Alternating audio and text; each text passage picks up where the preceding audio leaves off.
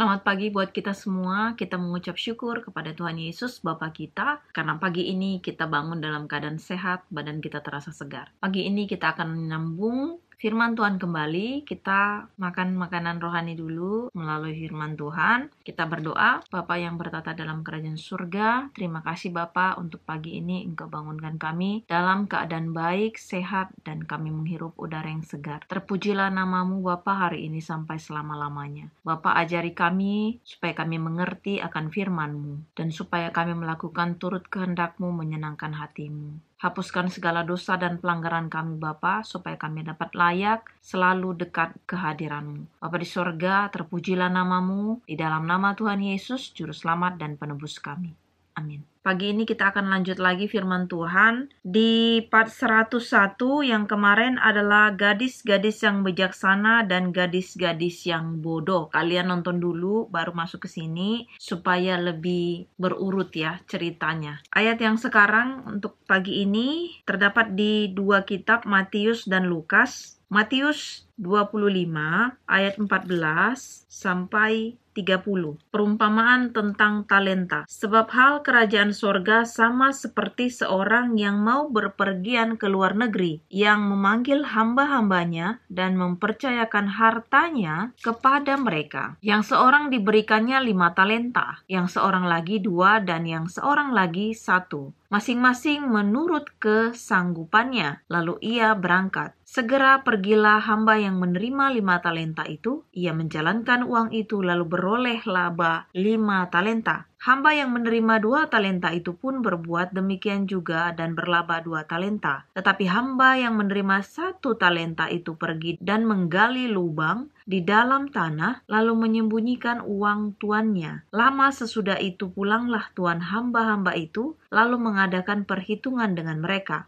Hamba yang menerima 5 talenta itu datang dan ia membawa laba 5 talenta. Katanya, Tuan, 5 talenta Tuan percayakan kepadaku. Lihat, aku telah beroleh laba 5 talenta. Maka kata tuannya itu kepadanya, baik sekali perbuatanmu itu, hai hambaku yang baik dan setia. Engkau telah setia dalam perkara kecil, aku akan memberikan kepadamu tanggung jawab dalam perkara yang besar. Masuklah dan turutlah dalam kebahagiaan tuanmu. Lalu datanglah hamba yang menerima 2 talenta itu. Katanya, Tuan, 2 talenta Tuan percayakan kepadaku. Lihat, aku telah beroleh laba 2 talenta. Maka kata tuannya itu kepadanya, baik sekali perbuatanmu itu, hai hambaku yang baik dan setia. Engkau telah setia memikul tanggung jawab dalam perkara yang kecil, aku akan memberikan kepadamu tanggung jawab dalam perkara yang besar. Masuklah dan turutlah dalam kebahagiaan tuanmu.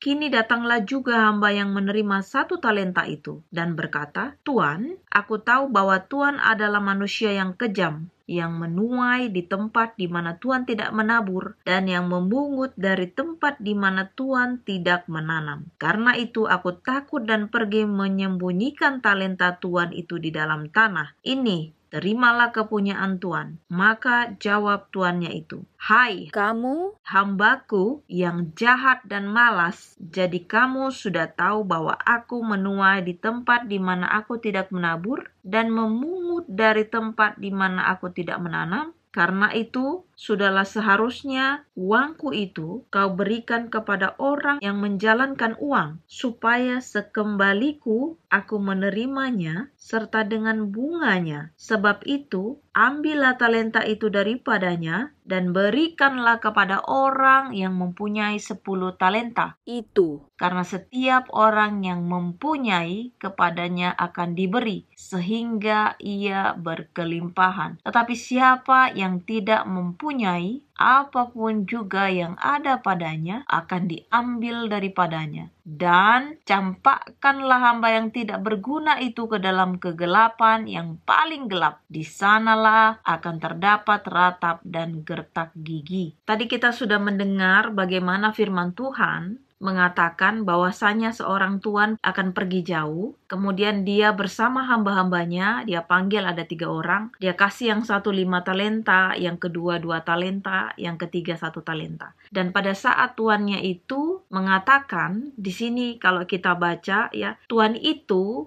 pasti dia sebelum berangkat sudah memikirkan ya. Si A itu kesanggupannya untuk mengelola itu 5 talenta. Si B kesanggupannya mengelola itu 2 talenta. Si C kesanggupannya 1 talenta. Pasti seperti itu ya sebelum dia berangkat. Dan di sini kan sudah ada dibilang Tuhan juga poinnya yang pada di dari ayat 15 ya. Yang seorang diberikan 5 talenta, yang seorang lagi 2 talenta, yang seorang lagi 1. Masing-masing menurut kesanggupannya. Lalu ia berangkat. Jadi Tuhan itu memang udah ngelihat ini anaknya, dia sanggupnya cuman mengelola sekian talenta. Jadi udah masing-masing Tuhan tahu. Ini perumpamaannya sama seperti kehidupan kita. Semua manusia di dunia ini pasti mempunyai kemampuan yang berbeda-beda atau talenta masing-masing itu dikasih Tuhan berbeda-beda. Kemudian setelah tuannya kembali, tuannya memanggil ketiga hamba ini. Dia panggil yang pertama, "Bagaimana kamu usahamu dengan 5 talenta?" Kemudian dia bilang, "Aku telah melipat gandakannya menjadi 5 talenta." Jadi totalnya 10. Tuan ini mengatakan, "Hai hambaku yang setia, dan engkau telah setia di dalam perkara kecil, maka aku akan memberikan perkara yang besar. Masuklah dan turutlah dalam kebahagiaanku." Jadi ibaratnya mereka itu bersama-sama dengan tuannya ya. Kemudian si yang kedua ini juga sama. Dia bilang, "Bagaimana dengan 2 talenta yang telah kuberikan kepadamu?" Hamba ini mengatakan, "Aku telah melipat gandakannya menjadi 2 lagi." Jadi totalnya 4. Kemudian Tuhan itu mengatakan hal yang sama kepada yang kedua hamba ini.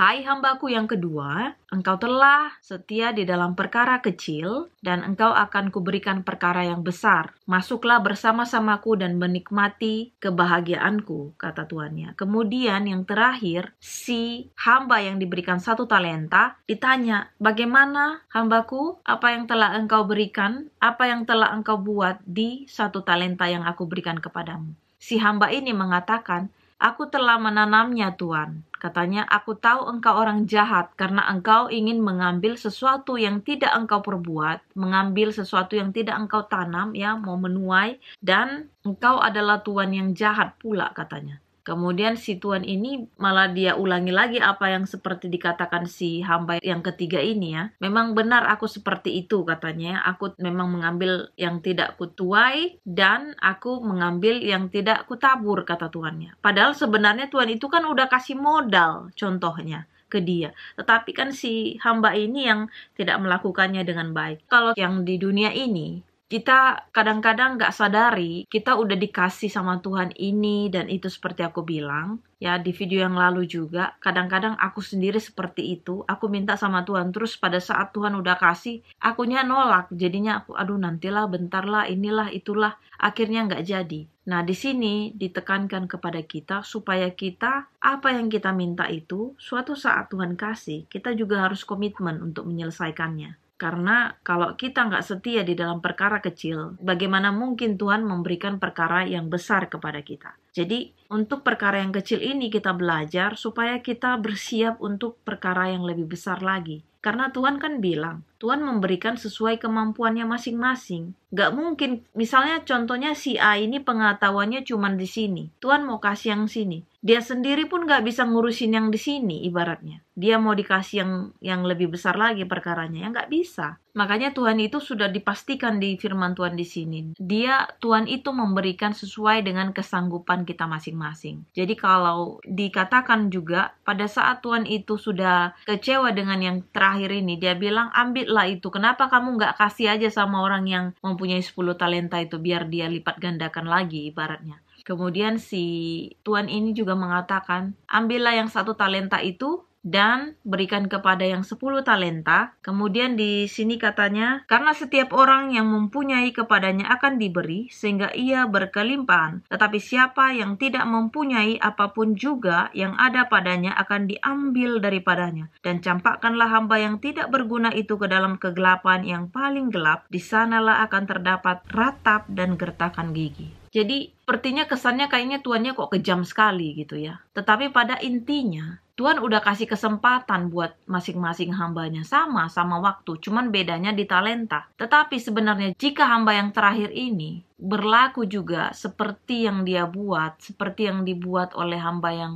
pertama dan kedua, pastinya juga Tuhan akan senang dan pasti akan diberikan lagi. Kan dibilang Tuhan gini, karena setiap orang yang mempunyai kepadanya akan diberi, sehingga ia berkelimpahan. Jadi siapa yang udah dikasih Tuhan talenta ini, dia lipat gandakan lagi, itu berkat Tuhan akan terus lagi bertambah kepadanya. Tetapi siapa yang sebenarnya dia udah dikasih bahkan, tapi dia menggerutu, ya komplain, dia ngedumel, dia nggak melakukan sesuai dengan firman Tuhan, dia malah, kok aku cuman begini sih hidupku, kok aku keluarganya, aku dulu pernah ya, kok aku keluarganya miskin, dulu aku sempat melakukan hal itu. Ibaratnya, Tuhan kenapa sih kok kami ini miskin? Ya Tuhan kenapa sih bapak mamaku itu pekerjaannya nggak seperti orang, banyak duitnya dan bla bla bla bla bla. Jadi aku pernah mengalami hal-hal itu. Tetapi seiring berjalan waktu, karena aku selalu ibaratnya walaupun ya nggak fokus gitu ya, tapi tetap berdoa sama Tuhan ya, tetap berkomunikasi sama Tuhan. Kenapa ya Tuhan begini, selalu bertanya gitu ya. Ibaratnya di situ walaupun komplain, tapi tetap aja dijalanin gitu ya. Dan ya puji Tuhan, aku bukan bilang aku orang kaya, aku bilang aku seperti milioner dan sebagainya, tetapi aku diberkati sama Tuhan. Dan kehidupanku lebih baik, pastinya lebih baik hari demi hari. Walaupun kadang-kadang kalau mau dibilang apa yang aku miliki sekarang, apa yang kehidupanku sekarang ya tidak apa ya dibilangnya. Mungkin kalau dalam tubuh ini nggak normal kayak dulu lagi karena udah sakit. Kalian udah tahu kan aku sakitnya apa. Jadi aku sudah pernah mengalami hal itu ya. Proses kanker itu benar-benar memberikan aku itu seperti peringatan ya, shock terapi lah kita bilang. Jadi kata Tuhan, kamu harus lebih bersyukur lagi Uli gitu ya. Jadi thanks God gitu ya, aku dimampukan untuk melewati itu semua karena kasih karunia Tuhan yang begitu besar kepada hidupku. Karena aku tahu, aku bilang aku tuh spesial di mata Tuhan itu, makanya aku bisa menjalankan ini. Dan kalau kita sudah setia kata Tuhan di dalam perkara kecil, pastinya kita akan diberikan Tuhan juga perkara yang lebih besar. Tapi kalau kita tetap mengandalkan Tuhan, semuanya itu pasti akan baik-baik saja. Tapi kalau kita nggak mengandalkan Tuhan, mengandalkan diri kita sendiri, kita nggak mampu. Kemudian kita akan lanjutkan lagi yang di Lukasnya, biar cepat karena videonya nanti panjang. Ayat yang di Lukas, aku tadi udah baca, kalian silahkan baca ayatnya di Lukas 19, ayat 11 sampai 27. Perumpamaan tentang uang mina. Untuk mereka yang mendengarkan dia di situ, Yesus melanjutkan perkataannya dengan suatu perumpamaan. Sebab ia sudah dekat Yerusalem dan mereka menyangka bahwa kerajaan Allah akan segera kelihatan. Maka ia berkata, ada seorang bangsawan berangkat ke sebuah negeri yang jauh untuk dinobatkan menjadi raja di situ. Dan setelah itu baru kembali. Ia memanggil 10 orang hambanya dan memberikan 10 mina kepada mereka. Katanya, pakailah ini untuk berdagang sampai aku datang kembali. Akan tetapi orang-orang sebangsanya membenci dia, lalu mengirimkan utusan menyusul dia untuk mengatakan, kami tidak mau orang ini menjadi raja atas kami. Dan terjadilah ketika ia kembali,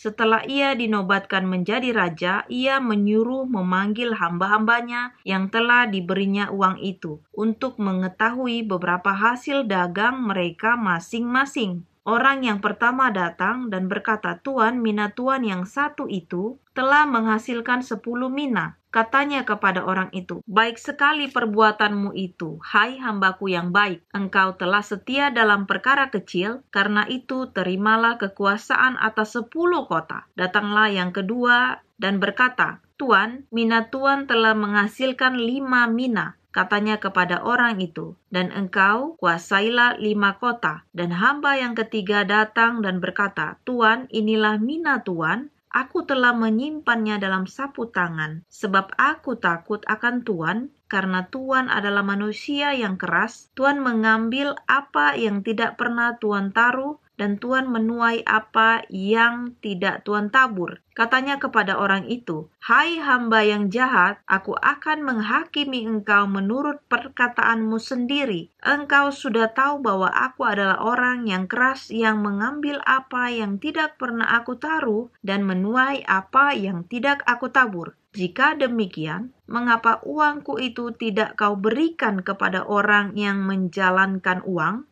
Maka sekembaliku, aku dapat mengambilnya serta dengan bunganya. Lalu katanya kepada orang-orang yang berdiri di situ, ambillah mina yang satu itu daripadanya dan berikanlah kepada orang yang mempunyai 10 mina itu. Kata mereka kepadanya, Tuan, ia sudah mempunyai 10 mina. Jawabnya, aku berkata kepadamu, setiap orang yang mempunyai kepadanya akan diberi, tetapi siapa yang tidak mempunyai, daripadanya akan diambil juga apa yang ada padanya. Akan tetapi semua seteruku ini yang tidak suka aku menjadi rajanya, bawalah mereka kemari dan bunuhlah mereka di depan mataku. Jadi kalau yang di Lukas ini ada seperti dua perumpamaan ya. Yang pertama itu tentang hamba-hamba yang setia untuk melipat gandakan talentanya, dan kemudian tentang Tuhan Yesus itu sendiri, bagaimana di situ diceritakan juga dia kan datang dari jauh katanya ya, dia bangsawan. Kemudian dia dinobatkan sebagai raja, tetapi sebangsa dia, Yesus kan masuk ke dalam bangsa Israel, keturunan Israel ya, anak Daud dibilangkan dari video yang lalu kan kalian pasti udah tahu ya. Nah, orang-orang Israel ini menolak dia sebagai raja. Dan kemudian dia udah dinobatkan memang jadi raja. Jadi pada saat dia sudah menyelesaikan kepada hamba-hamba itu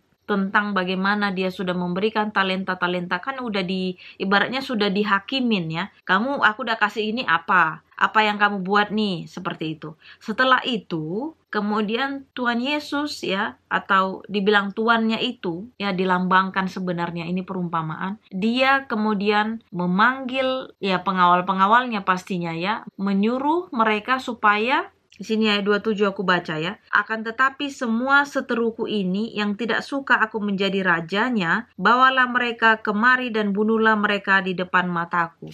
Jadi seteru Tuhan itu yang gak suka kalau dia menjadi raja, dia katanya akan dibunuh di depan matanya. Dalam artian itu, kalau di masa kesudahan itu, manusia-manusia yang gak percaya dengan Tuhan, yang gak menerima Tuhan Yesus, dia akan dimasukkan ke dalam neraka bersama dengan si setan pengikutnya. Dan satu hal sebenarnya sekarang sepertinya Tuhan itu mengetukkan ke dalam hati aku, bahwasanya sebenarnya kasih Tuhan itu tidak terbatas. Jadi sebenarnya kalau mau dibilang itu bukan pintu kasih yang tertutup, tetapi lebih tepatnya kesempatan setan itulah yang sudah waktunya selesai. Jadi karena kemarin-kemarin di video yang lalu aku kan bilang selalu pintu kasih yang tertutup ya. Tetapi tadi aku ibaratnya dikasih sama Tuhan pencerahan di dalam hatiku itu, sebenarnya Tuhan itu tidak terbatas kasihnya. Kasihnya itu benar-benar dia itu, pokoknya kalau dibilang infinity itu tidak terbatas itu ya nggak bisa lagi diucapkan kalau nggak terbatas. Nggak ada batasnya gitu loh. Berarti besar. Yang menjadikan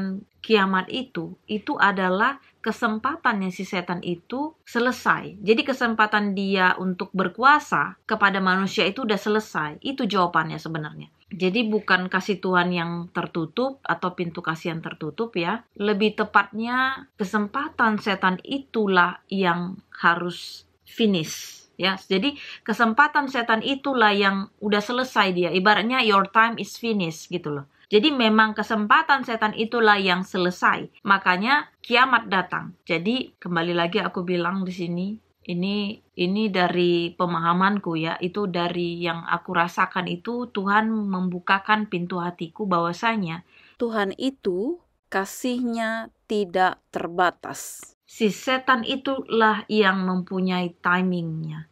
Setan ini dia terbatas dia. Jadi dia gak punya waktu lagi untuk menggoda manusia. Dia gak punya waktu lagi untuk di dunia ini. Dia gak ada lagi waktunya. Ibaratnya kan Tuhan selama dia belum datang yang kedua kali itu, Tuhan kasih kesempatan buat dia untuk menggoda kita. Ya ibaratnya dia diberikan kuasa untuk itu. Tetapi pada saat Tuhan Yesus kedua kali datang itu timingnya si setan udah finish, udah gak bisa lagi, kamu udah gak ada waktu lagi. Karena apa? Seperti aku bilang, Tuhan Yesus adalah Tuhan yang kekal untuk hidup yang kekal. Kasihnya itu untuk yang kebahagiaan. kasihnya itu untuk yang hidup kekal itu, bukan yang penderitaan. Tapi si setan, raja setan dan pengikut-pengikutnya itu, mereka mempunyai limit di mana dunia ini akan runtuh. Jadi kalau sudah runtuh, dia akan kekalnya di neraka, bukan di surga. Setan dan pengikutnya akan kekal di neraka, kemudian bersama-sama dengan pengikutnya itu akan menikmati neraka itu. Jadi kalau udah kalian tahu, di situ berulang kali dibilang neraka itu adalah tempat yang paling gelap. Kemudian di sanalah akan ada namanya gertakan gigi ya, ratapan gertakan gigi. Jadi aku kalau di sini terlalu dingin aja kayak gitu ya. Jadi giginya itu kayak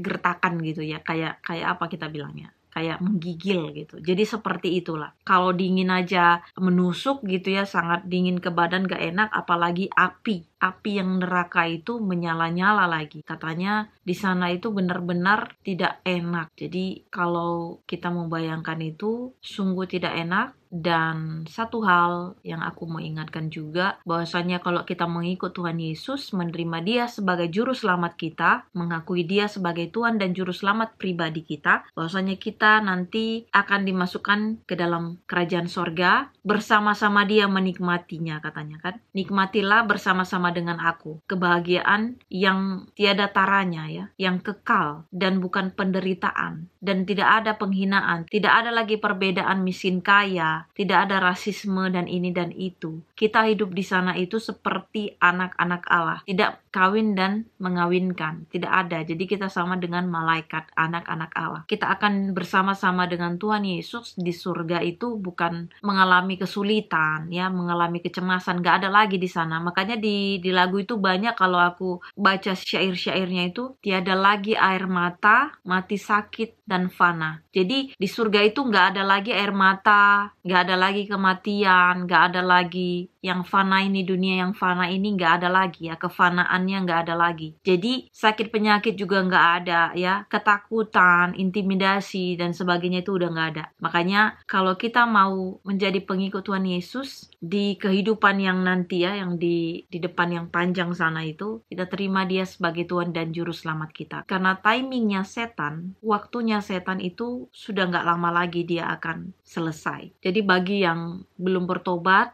sekarang secepatnya, supaya pada saat kedatangan Tuhan Yesus, kita sama-sama bersama Tuhan Yesus menikmati kebahagiaan bersama Dia di surga. Karena apapun yang kita lakukan di sini, kalau kita nggak bertobat, si setan itu ingat waktunya dia terbatas. Kalau udah terbatas dia nggak ada lagi bisa berkuasa atas si manusia. Dan udah pasti kalau kita masih tetap kekeh tidak mengakui Tuhan Yesus sebagai juru selamat kita, tidak mau mengikut Tuhan Yesus, jadi kalau pada saat Tuhan Yesus datang kedua kali menghakimi kita, seperti hamba-hamba tadi itu kan dipanggil semuanya, ditanya apa yang sudah kamu perbuat, kita pastinya akan sesuai dengan perbuatan kita ya. Jadi kalau kita nanti sampai di penghakiman itu, Tuhan akan lihat apa perbuatanmu, seperti ini, seperti itu. Kalau kalian sudah mengikuti video-video aku dari awal sampai akhir, dan kalian baca sendiri secara pribadi di Alkitab langsung, kalian pasti merasakan apapun yang aku rasakan. Mungkin aku caranya menyampaikan kurang tepat, atau mungkin kurang begini dan begitu. Kalian mungkin bisa komen di video aku nantinya ya. Jadi sepengetahuanku itu sampai di situ. Aku adalah manusia yang terbatas. Tapi pengertian-pengertian daripada yang aku baca, aku coba berikan secara simple atau secara seperti manusia seperti kita ya. Jadi nggak ada yang terlalu tinggi sekali ilmunya yang harus bagaimana, enggak. Jadi aku buat menyederhanakan saja, tetapi biarlah hanya nama Tuhan saja yang selalu dipermuliakan. Karena apapun yang aku baca, aku selalu bilang, Tuhan bagaimana untuk mengatakan seperti ini, dan aku yang terbatas ini aku menyampaikan seperti yang tadi. Semoga ini menjadi perenungan buat kita masing-masing, karena apapun itu semuanya Tuhan Yesus kasihnya tidak pernah terbatas. Seperti yang sekarang aku dapatkan seperti rema di hatiku, kasih Tuhan Yesus tidak terbatas. Yang terbatas itu adalah timingnya setan berkuasa atas manusia di dunia ini. Jadi karena dunia ini akan runtuh nantinya, akan kiamat. Jadi disitulah timingnya setan atau waktunya setan sudah selesai, nggak ada lagi. Jadi bukan kasih Tuhan itu nggak terbatas, tetapi timingnya si setan itu yang harus selesai. Nah kalau dia udah selesai, pastikan pengikut Tuhan itu sudah pasti dipisahkan. Makanya Tuhan Yesus datang katanya dengan pedang memisahkan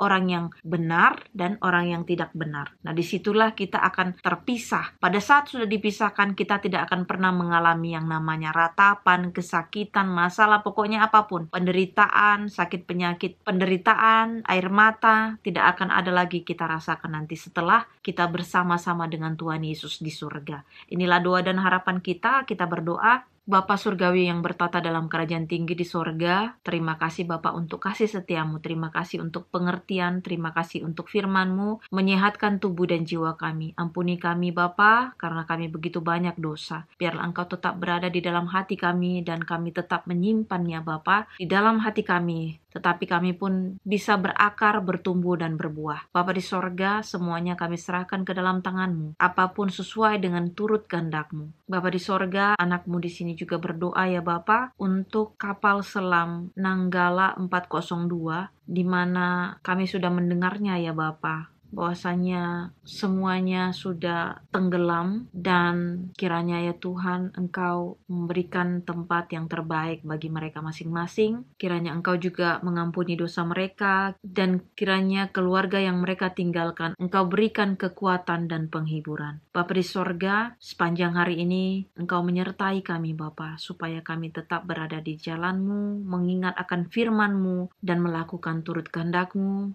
Terpujilah nama-Mu Bapa. Kami berdoa di dalam nama Tuhan Yesus, Juru Selamat dan Penebus kami. Amin. Terima kasih sudah menonton video ini. Tuhan Yesus memberkati. Amin.